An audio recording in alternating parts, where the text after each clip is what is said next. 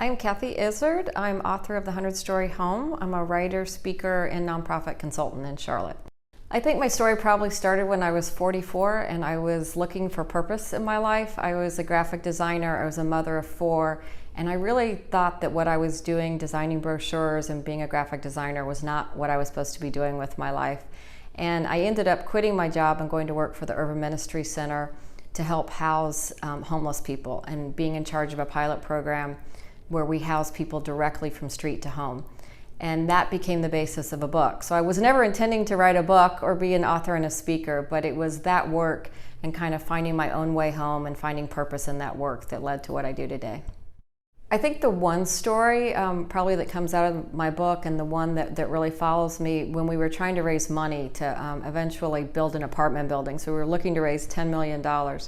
And there was one person who kept sending us dollars, and $10 one month, $8 another. We had no idea who was sending us this money, and it turned out to be the mother of one of the men who was homeless, who we ended up housing.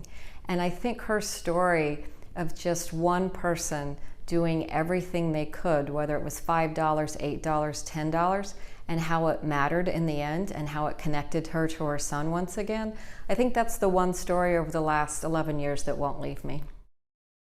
I originally wrote The 100-Story Home just to collect the stories of what had happened, from housing people directly from street to home, to this community coming together to raise $10 million to build an apartment building, and it changed the way we treated our homeless. And I didn't want those stories to be lost, and so I put them together in this book. But I think what I didn't realize was how much I loved writing, how I loved telling people's stories, and it's leading not only to now a children's version of that book, but I'm working on another nonfiction book as well. So I think all of this I never saw coming 10 years ago, but it definitely has led me on the path to not only be a writer and a speaker and an advocate for homelessness, but hopefully help people tell their own stories.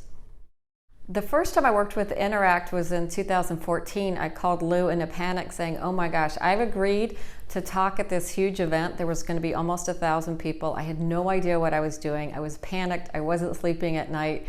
And I came in with Lou, and she helped walk me through that presentation that I was going to do that day. I thought that was going to be one and done. I never thought I was going to talk again. And now I'm talking probably 3 times a week. And I've been back to Interact to help on presentations from small groups to larger groups, and they really were a lifesaver starting in 2014 and even today, teaching me on media training. I think if I could tell my younger self anything, it would be, you are capable of so much more than you would imagine. And I don't just mean that about myself. I think all of us, I think we underestimate what we're capable of doing. And if that's one thing I've learned over the last 11 years, we really can do anything, really anything, when we put our minds to it. And I also believe you can reinvent yourself at any time. You can change paths. You can take all that you've learned along the way and take it down a different path. So I wish I would have told my younger self that to believe in where you're going, even if you can't see all the way down the road.